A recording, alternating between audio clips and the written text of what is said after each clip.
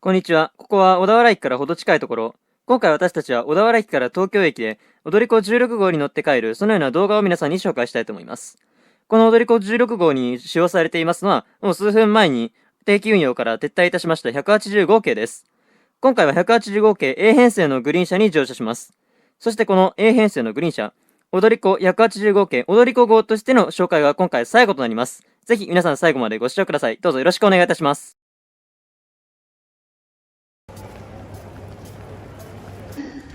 東京行きが参ります。危ないですから黄色い線までお下がりください。そうだね、もう見れなくなっちゃうよ。この列車は15両です。特急踊り子16号東京行き到着です。ご利用には乗車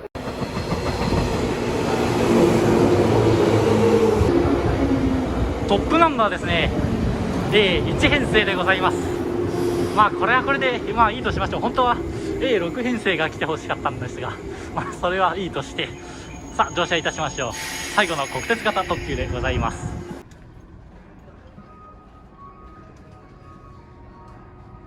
先ほどね、デッキで改札を済ませたんですけど、やはりこのようにね、車内での改札というのも国鉄の雰囲気らしい、そういうものではないかと思います。車販準備室となります。これももうね、踊り子号は車販の営業はなされませんが、このように国鉄時代の名残としてこんな風に残っております。そしてこのグリーン車のステップ、これは人の重さを感知して開くというものになっています。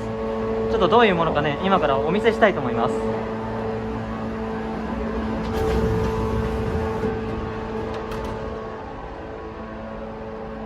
さて、この A 編成のグリーン車の座席は1990年代のリニューアル時に作られたもので、国鉄というよりは JR 初期の味といったところでしょうか。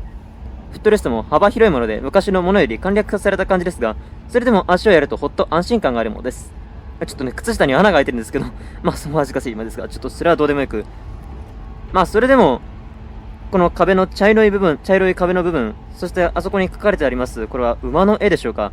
そういった古さを感じる。これはやはり JR ではなく、この国鉄の良さとそういうものでしょう。グリーン車指定席とも書かれています。ちなみに私はこの馬の絵誰が描いたかは知りません。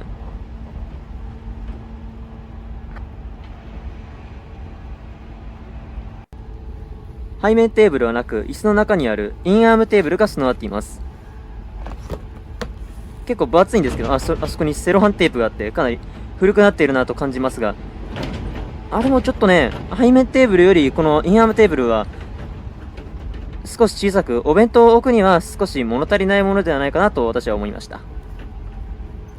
また180号機は急行用だったため、グリーン車の窓が開きます。今ちょっと実際に開けてみました。そうすると、窓の外の音と MT54 の音が相なって、鉄道ファンなら爽快、一般人なら不快な音になります。いやー、これは結構気持ちいいですよ。今、オイスを通過したところ、遠くには相模湾も確認されます。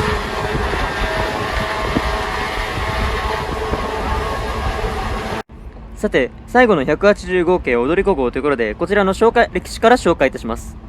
180号系は153系という急行伊豆に使用されていた電車を置き換えるために作られました。153系は急行用だったのですが、その他通勤用としても運行していました。ですから180号系も通勤にも使える急行電車というコンセプトでもともとは設計されました。117系そっくりとかもよく言われるんですけども、事実180号系は先輩西の117系を元に作られているのです。ではね、180号系は特急として作られなかったのかという疑問に関しては、またこの後ほどに紹介したいと思います。今これは平塚でしょうか。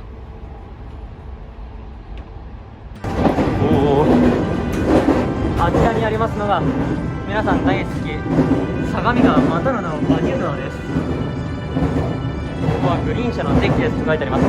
先ほども申しましたように、これは普通列車の運用としても使われているので、このようにね、231のようなそのような表記がされています。こ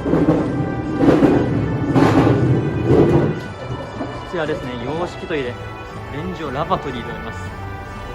今いないね、ここに人ありますので開いてみましょう。よいしょ。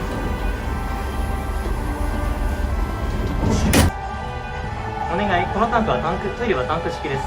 新聞紙、紙切れ、空き缶など硬いものの故障の原因になりますので絶対に捨てないでください。田町電車区と書いてあります。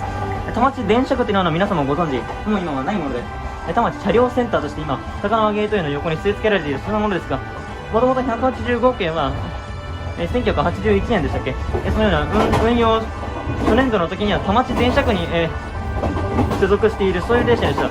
今田町じゃなくて大宮の方の車両センターにいるんですけど、この今はなき当時田町電車区、このね表記があるのもねなかなか珍しい。やっぱ185系国鉄の物語です。東日本の中での最後の電車、いやねこれはね乗っとくべきですよ。さあトイレも済ましたんでね、今度はねこのように洗面器のご紹介でございます。危ない、揺れる。こちらに設定があってカーテンを閉めておこうね。このようにね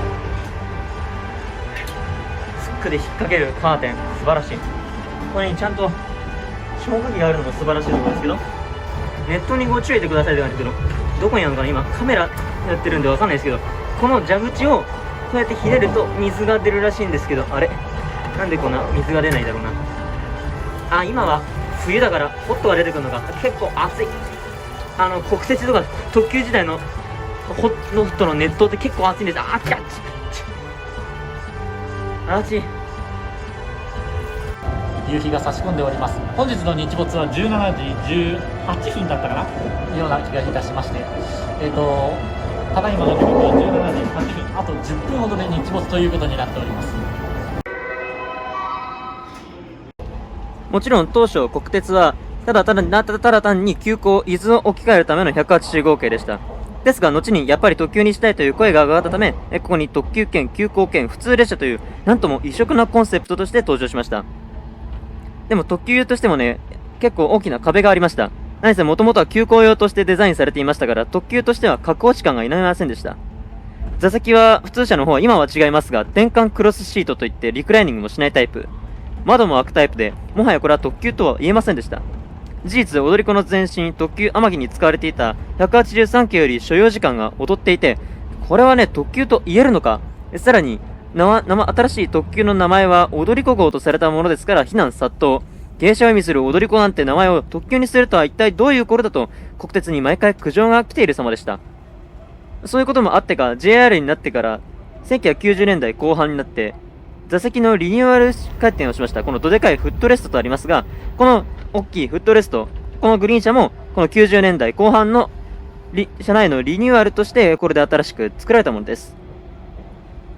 ここはどこでしょうか、ちょっとわからないですけど、奥の方に E235 系スカレンジって言われるやつでしょうか、そのような横須賀線の最新列車が通過していきました。ですから、この A 編成の座席を見てもかなり185系踊り子号の歴史が伺えるというものです。失礼いたしました。横浜に到着です。お出口は左側です。お忘れ物ございませんようお降りください。横浜の次は川崎に停まります。現在地は横浜駅。この時の車掌さんがなかなかいい声の持ち主の方で、国鉄の車両に乗っているんだなぁと、少しね、タイムスリップした感じで面白かったです。今の特急車両には若いイケイケな人、この185系には定年近いおじいさんが最適だと私も思います。まあね、この時の車掌さんがまだ定年よりずっと若かったら申し訳ないんですけれどもね。特急踊り子16号東京行きです。川崎、品川、終点の東京の順に列車をいたします。ご利用には特急券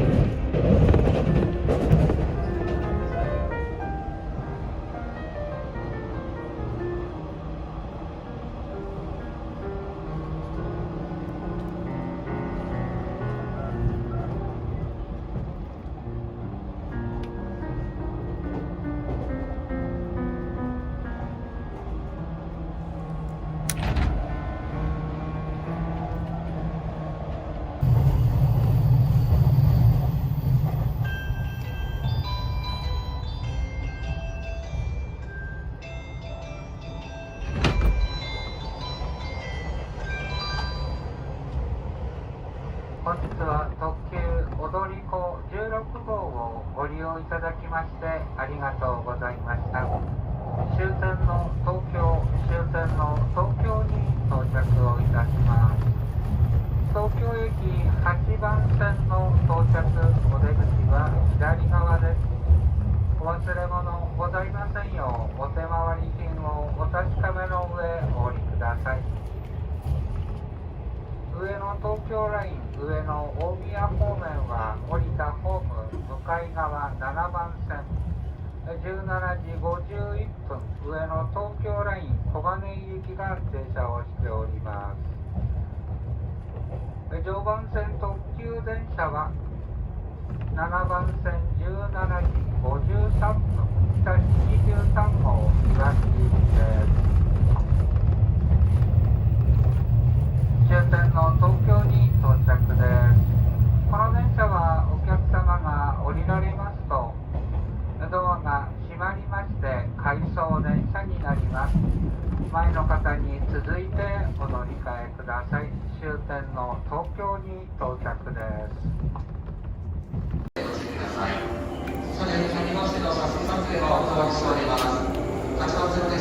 す。終点の東京に到着しました。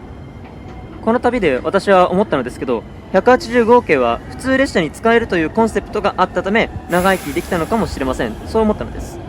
もし国鉄がスーパービュー踊り子のように伊豆の観光に特化したものを185系につけていたのならこんなに長く使われなかったと思うのです。普遍的に何にでも使えたからこそ JR はこの国鉄車を重宝したのではないか、そう私は思うのです。185系はそういう意味では良い境遇で一生を過ごした列車の一つなのかもしれません。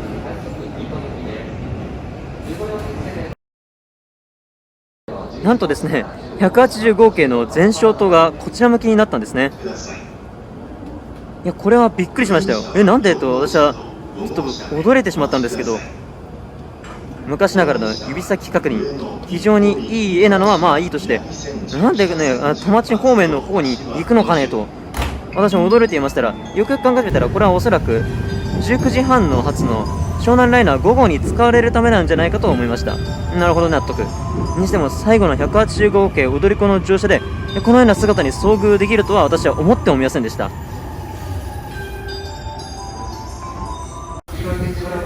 発車しました。田町のかつての実家へと向かう185系、国鉄特急のマークを輝かせながら東京駅を発車していきました。私の前には誰もいません。予想外の前方独り占めです。なんかね、非常にこの時申し訳なくて、できるだけ後ろの撮り鉄の皆さんに迷惑にかからないようにできるだけ身をかがめておりました。東日本最後の国鉄特急、しかもグリーン車は2両と往年と全く変わらぬ姿でこのまま身を引くこととなります。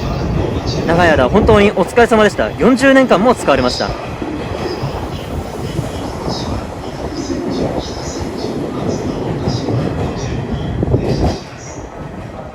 15両という強大な編成を連ねて闇の中へと消えていきます。この凛々しい姿、もうダイヤ改正の後は見ることはできません。さようなら。そしてありがとう185系踊り子号。この列車の思い出はずっと心に焼き付けていこうと思います。それでは長らくのご視聴誠にありがとうございました。